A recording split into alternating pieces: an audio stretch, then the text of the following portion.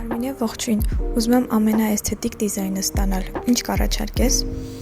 Ողջույն, իհարկե կառաջարկեմ խակի կանաչով ֆրենչ եւ մարգարիտներ։ Սկսենք։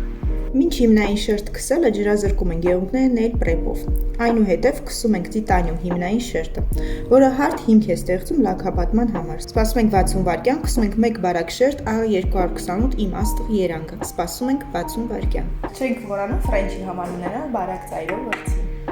Եղունգի ծայրի երկայնքով քսում ենք A254 թուխ մազերուտ երանգը։ Այնուհետև վերցնում ենք մարգարիտի հատիկը եւ փակցնում եղունգին։ Կարող եք օգտագործել սոսինձ կամ վերին շերտ փակցնելու համար։ Վերջում քսում ենք fast dry վերին շերտը հավելյալ ամրության համար։